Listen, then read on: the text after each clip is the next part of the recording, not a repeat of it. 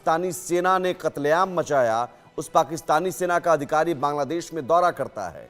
तो ये एग्जाम्पल आपने जो दिया चाइना इंडिया, वो अलग द्विपक्षीय अलग होती है, यहां द्विपक्षीय है ही नहीं कोई बात। पाकिस्तान से अलग होकर बना है बांग्लादेश, और उस पाकिस्तान ने कत्लेआम मचाया था लाखों। ऑपरेशन सर्च लाइट आपको भी पता होगा सर, ऑपरेशन सर्च लाइट के तहत कितने बांग्लादेशियों को मार दिया गया। देखिए, हम जो चीज डिस्कस कर रहे हैं इस वक्त वो ये है कि इस वक्त रिलेशन कैसे हैं। हम रिलेशन की बात कर रहे हैं, एग्जैक्टली मेरा पॉइंट यही है साहब कि रिलेशन कैसे हैं। तो रिलेशन जो, यही तो कह रहा हूं कि मोहम्मद यूनुस क्या चुनी हुई सरकार के मुखिया हैं? चुनी हुई सरकार के मुखिया तो वही है ना। आज तक मुझे बताइए कि पाकिस्तान के साथ ट्रेड चुनी हुई सरकार के मुखिया, चाहे बीएनपी या अवामी लीग की सरकार में ट्रेड हुआ क्या पाकिस्तान के साथ? तो ये चुनी हुई सरकार है नहीं, मोहम्मद यूनुस कठपुतली है। और दूसरी बात, आपने मुझे लगता है कि आपको ये बांग्लादेश बेचने वाली और तमाम चीजें, इसलिए मैं कह रहा हूं कठपुतली वाली बात, और शुएब चौधरी साहब भी हैं, बेहतर जवाब देंगे। शुएब चौधरी साहब, ये जो बेचने वाली बात है, या फिर आपने जैसा कहा कठपुतली, आईएसआई सिर्फ नहीं, चाइना के साथ मिलकर और यकीनन अब भारत के खिलाफ साजिशों में उलझाने की कोशिश हमेशा से रही है इन ताकतों की। सुमित भाई देखिए, मैं यहाँ पर इंटरप्ट करूंगा। देखिए, बात ये है कि यही इल्जाम तो भारत के ऊपर लग रहा है कि भारत की वजह से 1971 वाला काम हुआ है। अगर भारत इसमें इंटरवेंशन ना करता, ये सारी चीजें ना होती, तो हो सकता है कि ये ईस्ट पाकिस्तान इस वक्त पाकिस्तान का हिस्सा था। तो ये तो क्यों नहीं करते? उधर के शरणार्थी इधर आ रहे थे, भारत पर प्रेशर पड़ रहा था। जनरल साहब इसका बेहतर जवाब देंगे। जनरल साहब, देखिए मैं आपको एक बात बताना चाहता हूं सुमित। मेरे पीछे तस्वीर लगी हुई है एक, और वो तस्वीर है आज के शेख मुजीबुर रहमान के जले हुए टूटे हुए घर की। और ये जो तस्वीर है ये बांग्लादेश की आज की स्थिति को सही प्रकार से बयान करती है। Bangladesh today is a broken house, और उस ब्रोकन हाउस का एक बार फिर कारण है पाकिस्तान।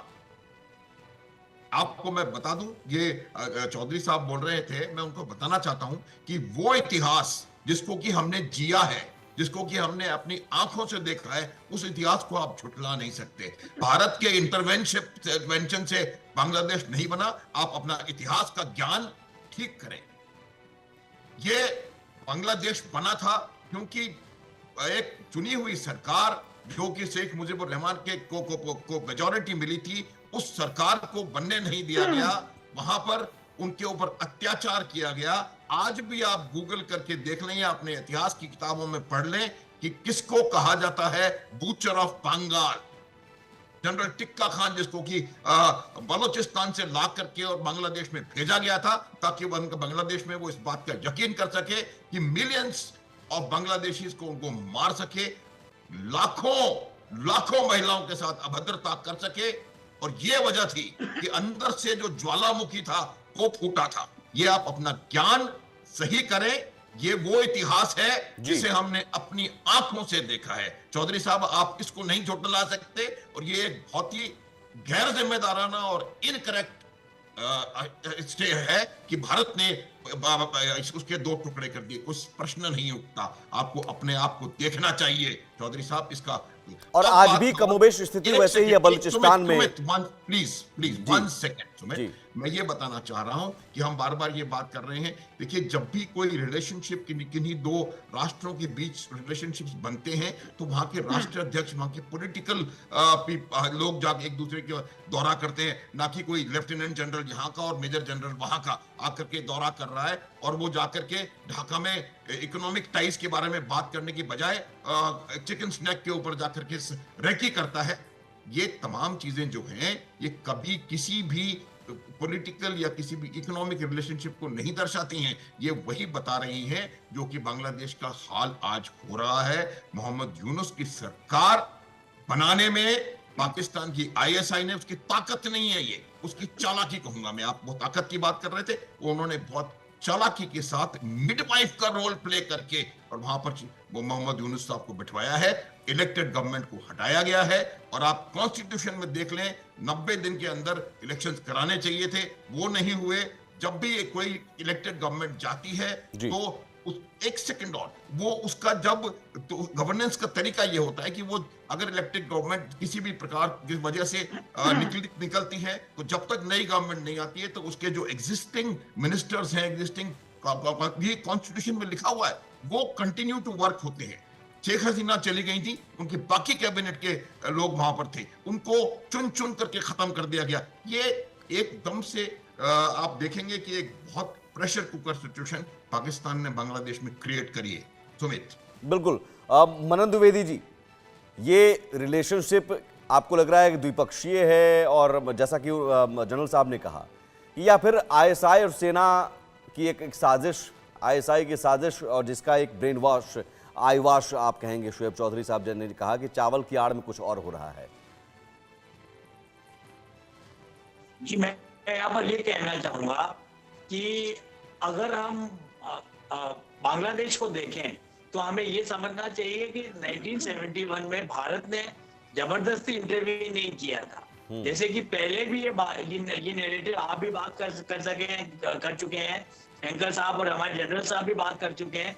ये एक तरीके का जेनोसाइड था, एक तरीके का क्राइम अगेंस्ट ह्यूमैनिटी था, ये एक तरीके का टॉर्चर ऑन ह्यूमैनिटी था, जो कि इंटरनेशनल लॉ में उस पर क्लियरली विधि और विधान और रेगुलेशंस लिखे गए हैं। और उसके अलावा जैसे पहले भी बताया जा चुका कि जो भारत में रिफ्यूजीज आने लगे थे 71 में, और उसके बाद भी भारत में रिफ्यूजीज कहाँ रुके हैं। ये एक तरीके की जो आने लगे थे उनको रोकना और उनको हैंडल करना, उस समय भारत उनको खिलाना पिलाना, उनको ह्यूमनली सस्टेन करना किसी भी देश के, भारत के बस में नहीं था। तो भारत के पास कोई चारा नहीं था पर वहां के लोगों को बचाने का और हम हमारे शरणार्थियों को भी हमने रखा, बांग्लादेशियों को और बांग्लादेश को हमने ये भी करें। मैं आपकी अपनी बात पे आता हूँ तो मैं कहूँगा कि जो बांग्लादेश आज है, तो जो बांग्लादेश आज है उसमें हम ये देखेंगे कि ये बांग्लादेश जो भारत ने दिया है, जो भारत ने जो बांग्लादेश दिया, बांग्लादेश के नेशनल पोएट रह चुके हैं नजरुल इस्लाम। उन्होंने कहा कि ये मत पूछिए कि हिंदू या मुस्लिम है, पर ये पूछिए माय हेल्समैन और माय कंट्रीमैन कि ये क्यों मर रहे हैं और ये पानी में क्यों डूब रहे हैं। तो जहां तक भारत की बात है, भारत ने शांति दूत की तरह 71 में कार्य किया और एक सेक्युलर और एक समरसता का इथोस और नैरेटिव बांग्लादेश में जर्मिनेट किसने करवाया? ये इथोस जर्मिनेट करवाया भारत ने। एक तो ये बात। और हम बांग्लादेश बारे में अगर अभी देखें तो हम ये पाएंगे कि वहां पर एक बड़ा ही पॉपुलर फेस्टिवल होता है, कल्चरल बात में कर रहा हूँ, सांस्कृतिक बात में कर रहा हूँ, वो होता है ललौन फेस्टिवल। पर उसी ललौन फेस्टिवल में पहली बार वहां के एक्सट्रीमिस्ट और फंडामेंटलिस्ट एलिमेंट्स ने तस्लीमा नसरीन की किताबें जलाई, सब्यसाची प्रकाशन जो एक बहुत ही पॉपुलर प्रकाशन है, वहां पर उसकी स्टॉल पे तोड़फोड़ की, उसको जलाया। ऐसी कई घटनाएं हुई और मोहम्मद यूनुस सिर्फ एक झूठी बात कर रहे हैं जब वो कह रहे हैं, और उनके जो स्पोक्स पर्सन है वो भी ये कह रहे हैं कि शरद चंद्र, रविंद्रनाथ टैगोर, ललौन फकीर, इन लोगों के से ही बांग्लादेश की डोमेस्टिक राजनीति चलती है और अंतर्राष्ट्रीय और मौजूदा स्थिति तो ये आप भी मानेंगे शुएब चौधरी जो कह रहे हैं कि ये पपेट है मोहम्मद यूनुस, और पाकिस्तानी सेना और आईएसआई चालाकी से इस मौके को भुना रही है भारत के खिलाफ, चावल की आड़ में हथियार और कोकिंग की सप्लाई। मुझे पूछ रहे हैं समित भाई जी। मनन द्विवेदी जी, आप इस बात को कैसे देख रहे हैं? बताइए किस बात को? चावल की आड़ में सप्लाई, हथियारों की सप्लाई, एक बड़ी साजिश पाकिस्तानी सेना और आईएसआई इस चालाकी से इस मौके को बनाना आपकी बात सही है एंकर साहब। सबसे बड़ी बात यह है कि 1971 से पाकिस्तान और बांग्लादेश में कोई भी बायलैटरल रिलेशनशिप नहीं थी। हाँ। उनके बीच में द्विपक्षीय टाइज नहीं थी। बिल्कुल, बिल्कुल। हाँ। तो पहली बात तो ये, और दूसरी बात ये कि 1971 के बाद जो भी कॉपरेशन रहा वो वहां की 71 के बाद वे वहां की ISI सीक्रेट एजेंसीज और एस्पियोनाज एजेंसीज का बांग्लादेश के एक्सट्रीमिस्ट एलिमेंट से रहा। और इस बारे में बहुत एविडेंस है, ऐसे कई पुख्ता सबूत हैं भारत की एजेंसीज के सामने, और भारत का बच्चा बच्चा जानता है न्यूज़पेपर्स और मीडिया के थ्रू कि ISI शुरू से बांग्लादेश को एक तरीके का प्लेटफॉर्म की तरह इस्तेमाल करता रहा है, ताकि चिकन नेक में जैसे कि पहले बात की गई, और भारत के नॉर्थ ईस्टर्न स्टेट्स में अस्थिरता और पॉलिटिकल वायलेंस। ठीक है, जवाब मुजफ्फर अली चौधरी साहब से ले लेता हूं। आतंकवादी कवायद में जी देखिए, इन्होंने खुद ही पहले बोला कि 1971 के बाद में पाकिस्तान और बांग्लादेश के कोई रिलेशन नहीं थे, और एंड में इन्होंने ये बोला है कि पाकिस्तान की जो एजेंसी है वो ये चाह रही है या वो कर रही है पिछले कुछ अरसे से कि जी वो इंडिया के अंदर से बांग्लादेश के थ्रू कुछ इस तरह के काम कर सके। तो ये कैसे पॉसिबल था? अभी तो हसीना वाजिद की हुकूमत थी उससे पहले जो, तो वो कैसे पाकिस्तानी एजेंसी का तो वहाँ पर कोई रोल, मैं नहीं समझता कि इससे पहले कोई ऐसा रोल हो सकता है या वो कुछ काम कर सकते हैं। तो यही तो कहा जा रहा है कि मोहम्मद यूनुस पपेट हैं। यही तो कहा जा रहा है। शेख हसीना के समय में कोई पाकिस्तान, या अब तक छोड़ी साहब, पाकिस्तानी सेना का कोई अफसर गया क्या? ISI का कोई अफसर गया क्या बांग्लादेश? अब जा रहे हैं। ये दौरा क्या कह रहा है? देखिए, कोई भी ये दौरे तो होते रहते हैं पाकिस्तान के दूसरे नहीं हुए हैं अभी मुमालिक तक, में नहीं भी हुए दौरे साहब। होते हैं। कब हुए हैं लास्ट, मुझे बताइए। जी, हर कंट्री के अंदर होते हैं, लेकिन अब जब मोहम्मद यूनुस आए हैं, मोहम्मद यूनुस चाह रहे हैं कि पाकिस्तान के साथ रिलेशन बेहतर होने चाहिए, तो ये उसकी पॉलिसी है, उस गवर्नमेंट की पॉलिसी है। तो अगर वो चाहते हैं कि पाकिस्तान के साथ उनके रिलेशन बेहतर हो, तो मेरे ख्याल में इसमें कोई हर्ज वाली बात नहीं है। अगर वो चाहते तो वही हैं, कह रहा हूं, मोहम्मद यूनुस चुनी हुई सरकार के मुखिया तो है नहीं जो हम कहेंगे कि बांग्लादेश चाहता है, तो मोहम्मद यूनुस चाहते हैं।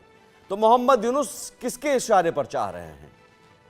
देखिए, मैं यहाँ पर फिर वहाँ अफगानिस्तान की तरफ जाऊंगा। अफगानिस्तान में भी कोई चुनी हुई हुकूमत नहीं है, लेकिन वहां पर भी भारत के रिलेशन देखे कैसे डेवलप हो रहे हैं आपस में, बायलैटरल जो चीजें। तालिबान को किसने बनाया?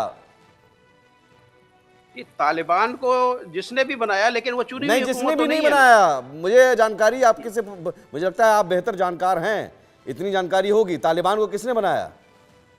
जी बिल्कुल बिल्कुल, इसमें पाकिस्तानी एस्टेब्लिशमेंट की रजामंदी के साथ ये सारा कुछ हुआ। फिर, उसमें अमेरिका भी शामिल था। बनाया आपने और कह रहे हैं भारत। भाई ये क्या है? नहीं, बात तो ये है ना सर कि हम इस वक्त बात कर रहे हैं एक चुनी हुई हुकूमत और जो एक जो कठपुतली हुकूमत है। अगर देखें, वो हुकूमत जो है वो चाहती है कि पाकिस्तान के साथ, अब हम इस चीज़ के ऊपर तो बिल्कुल इतराज़ नहीं कर रहे कि अगर अफगानिस्तान की हुकूमत इंडिया के साथ रिलेशन बेहतर करना चाह रही तो वो करे। जनरल साहब, हम भी यही जनरल चीज़ साहब, उठाकर नहीं, ये तालिबान बात को करें। आपने बनाया, ये मत भूलिएगा। वो तालिबान, सुमित, हाँ। आई वांट टू क्लैरिफाई एक बात मैं बताना चाहता हूं। अफगानिस्तान के साथ भारत के रिश्ते अभी के नहीं हैं। भारत ने अफगानिस्तान में पिछले कई